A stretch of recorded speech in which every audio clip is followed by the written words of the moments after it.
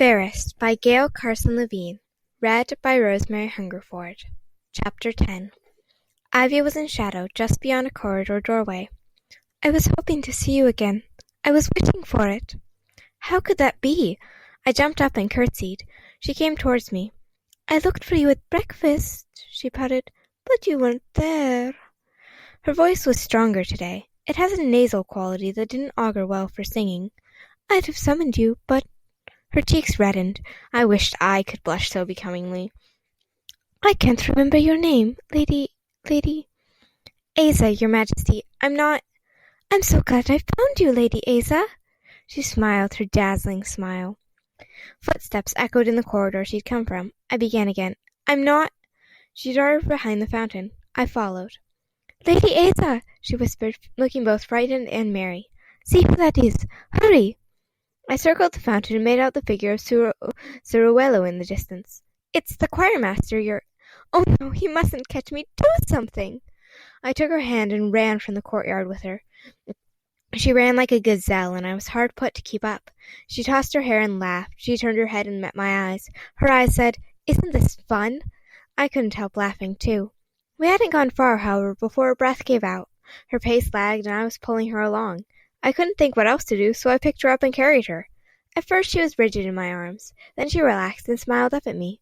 I felt she admired me, and I relished the feeling. We reached the end of the corridor. I turned into another and another. I worried we might be going in a circle and would come at the choirmaster from behind. This is far enough. You can put me down. I did so, and stood next to her, panting. Is he coming? She whispered. Did he follow us? I listened, but all I heard was my own labored breathing. We're safe, Your Majesty. And then I blurted, Why did we run from him? She giggled and slid down the wall until she was sitting on the floor like a 3-year-old. I couldn't loom over royalty, so I crouched next to her. Someone began to sing nearby. Is that the choirmaster? I'd heard his voice at the wedding. No. Can I confide in you? Will you keep your queen's secrets? Yes. I'd never give away a confidence. As soon as I saw you last night, I knew I could trust you. I thought, here's someone who could be my friend. You have such an honest face. I wondered if she might like me because of my ugliness. That had never happened before. I'll tell you why we fled. First, you should know that my lord told me I had to have singing lessons, because I've never sung in public before. Her lord? Oh, the king. She wet her lips. I don't think I need them, but I don't want to argue with my husband. She dimpled adorably. Not yet. I saw her pleasure in saying husband, and I was sure her voice was dreadful. The choirmaster is to be my teacher. I've been avoiding him all day. What would she do tomorrow? What would she do when she had to sing? She couldn't have a sore throat forever. She raised her chin. My voice is unusual. She searched for the right word. Interesting. She nodded, agreeing with herself. Much more interesting than Lady Orona's voice, which is so admired. One cannot praise Lady Orona's voice highly enough. She was envious, beautiful as she was, married to the king as she was emerald green with envy. I tried to think of something sympathetic to say. The best I could come up with was, the choirmaster is imposing. I'd be afraid to speak to him. I'm not afraid, and I'll win him over. Her expression turned mischievous. When I think how. But for now, I'm safe. She put her hand lightly on my arm. You rescued me. You were my salvation. I blushed. Anyone would have helped her. I'd like you to be my lady-in-waiting. Pardon me? I'd like you to be my lady-in-waiting. I'm sure you would always be kind. My heart was hammering. Don't you have a lady-in-waiting already? She grimaced. Lady Orona. I don't care for her sort of beauty. She's so soft and floppy-looking. Anyway, I don't want her. A Scaro picked her, but I think I should choose my own. After all, you'll be my lady-in-waiting, not his. I can't be. Why not? Why can't you? She smiled warmly. I'm a new queen. You'd be a new lady-in-waiting. We'd be so merry. I gathered my courage. I'm a commoner, Your Majesty, an innkeeper's daughter, not a lady. Lady Asa, I suspect a title can be found for you. I'll speak to my husband. Now, will you be my lady-in-waiting? I stared at a spot where a green floor tile met a red one just beyond the hem of my gown. If I were her lady-in-waiting, I'd have to live here. At home they loved me. There would be a wage, a generous wage. A wage. I could give only one answer. My generous wage would be a godsend to the feather bed. Before I could speak, she added, "You have such long, thick hair. I can show you how we wear our hair in Curia." She licked her lips again. "Some of our fashions would look pretty on you." I doubted that, but perhaps the different fashions might help a little. "I'll be honored to be your lady-in-waiting. Thank you, your majesty." "Good, then it's settled." As her lady-in-waiting, I'd often see Prince Ajori. She rose. I scrambled up. "Lady Asa, at the fountain, you made voices come from the statues." She looked uneasy. "You did that, didn't you? It wasn't the statues." "It was I. I was illusing. I had no reason for concealment. I'd done nothing wrong." She still looked uneasy. "Can all my subjects illuse?" "No, your majesty. I tried to teach my family, but they couldn't learn. I don't know of anyone else who can do it." "Oh!" She flashed her smile. "How talented you are!" Her voice became peremptory. "I wish to go outside. Conduct me outdoors, Lady Asa. I command it." How imperious she could be! I didn't know how to obey. I had no notion where we were or where the castle entrance was. I looked down the corridor, hoping for a ray of sunlight, but in this part of the castle the towel lamps provided the only light. If we exited through a chamber window, we'd be outside. We weren't on an upper story. We wouldn't have to jump. I bent over and peered through the nearest keyhole, hoping to see an empty chamber, hoping not to see a person in underclothes, or in no clothes at all. The room seemed to be an office. There was a desk, a chair, a map on the wall, and no occupant. I opened the door. "Follow me, your majesty." In the room I pulled the curtains aside enough to reveal a narrow casement window, which I cranked open. I stuck my head out. The drop was nothing, no more than a foot. I brought my head in and put a leg through the window. The queen looked puzzled, but she'd see in a moment. I gathered my skirts and squeezed them and my other leg outside. The window frame was tight, but I needed only to pop myself through and then I'd be out. "As soon as I get through, I'll help you. It'll be easier for you. You're slimmer." I pushed against the frame, but I was wedged in. Ivy laughed. She drew the curtains further aside, revealing a glass door. If I had even turned my head, I'd have seen it. What a fool I was. I struggled to get out, but I only locked myself in tighter. Ivy pushed on my shoulders, to no avail. She could hardly speak for laughing. "I'll find someone to help you. I'll be back shortly." She stepped outside. I didn't want her to go. I needed help from someone stronger than she was, but I didn't want to be alone. What help would she bring? A manservant? Or the king? Or Prince Ajori? Chapter 11. I craned my neck and watched the queen until she disappeared around a castle wall. The window opened on a cul-de-sac. I could see only castle walls, a rectangle of grass, a rectangle of grey sky. The Duchess would be expecting me by now. She'd be livid. Ivy had a good heart. She couldn't be so kind to me if she hadn't. The king couldn't have fallen in love with her otherwise, although he hadn't said a word about her heart in his wedding song. I sang a snatch of it. "She has thunder and lightning, rage and joy." A gust of wind blew into the cul-de-sac. It whipped my skirts up around my waist, exposing my legs. I kicked and wriggled in a useless effort to cover them. I wanted to scream with frustration. But then the whole castle would know. I'd be the ugly ox who had gotten herself stuck in a window with the door inches away. As time passed, I grew certain the queen had forgotten me. I decided to scream after all. "Help!" No one came. I pushed and wriggled again. The window frame bit into my hips, my stomach, and my buttocks. Dame Ethelie's reticule jabbed into my right hip.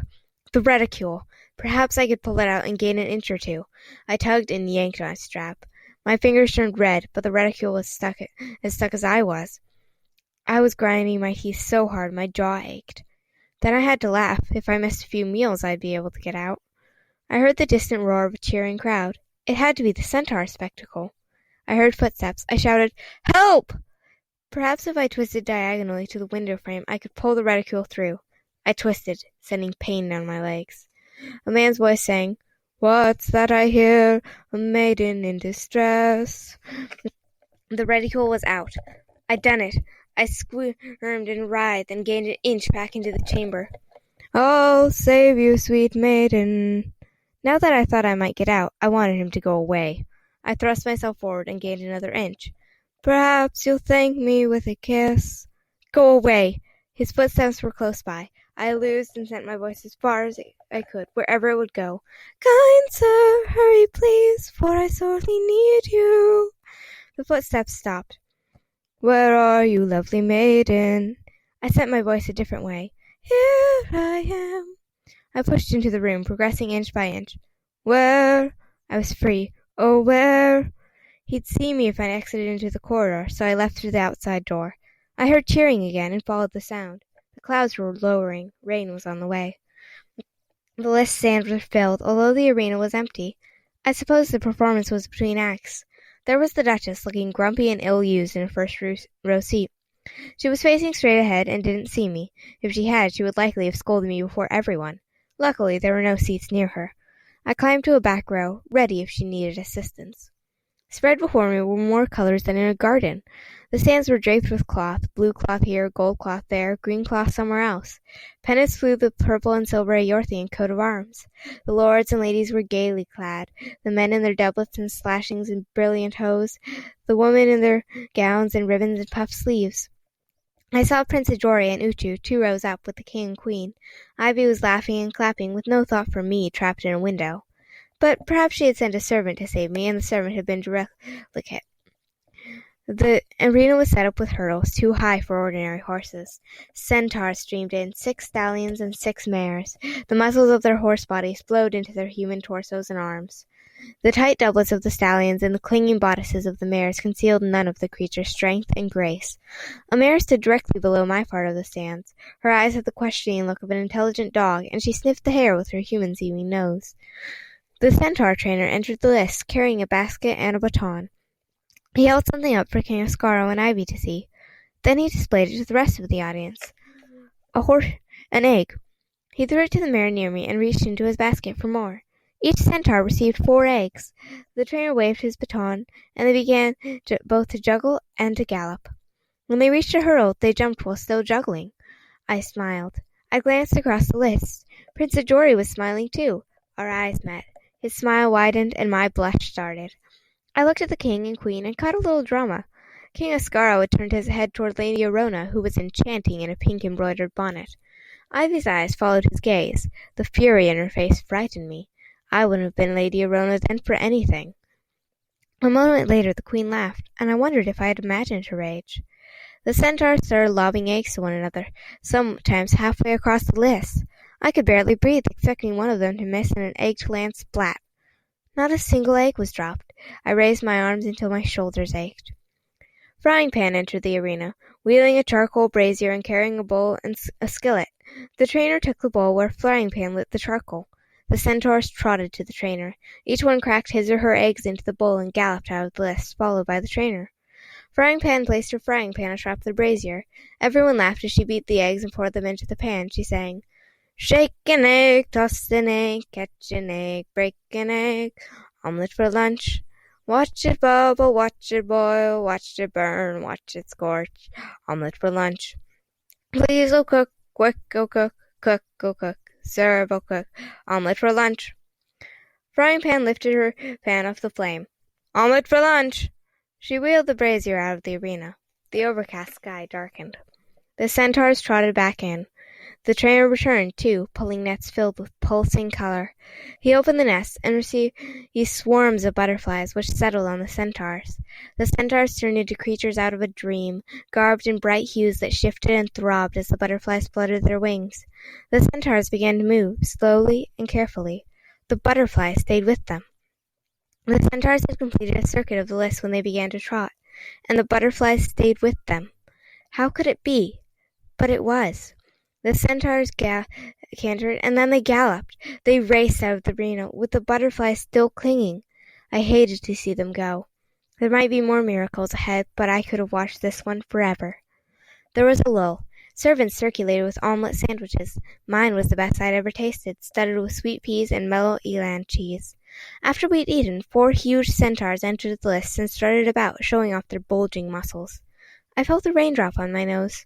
Servants opened umbrellas over the heads of the courtiers. An ox entered the arena, pulling a cart filled with wooden posts and heavy iron rings. Mud spattered the cart's wheels. At first the rain didn't matter. A servant hammered 4 wooden posts into the ground in a line. Then he drove the cart to the centaurs. With great difficulty he lifted out an iron ring and staggered with it to a mare. She lifted the ring as though it were paper. With a flick of her wrist she tossed the ring onto the farthest post, almost the length of the list away. The rain came down harder. Each centaur took a half-dozen rings. At the trainer's signal, the centaurs hurled rings at all the posts faster than I believed possible. Not a single ring missed its mark. The centaurs started to trot while tossing their rings, their aim still perfect. Yet King Ascaro stood and shouted something. The trainer signaled his baton, and the centaurs increased their pace. A stallion slipped in the mud while tossing a ring. He recovered, but his throw went wide. An iron ring hurtled toward Ivy. King Ascaro moved to block her. Prince Adroy launched himself at her and knocked her over. The moment is lodged in my memory. If they had done nothing, the ring would have sailed over her shoulder. Instead, it smashed into the side of King Ascaro's head.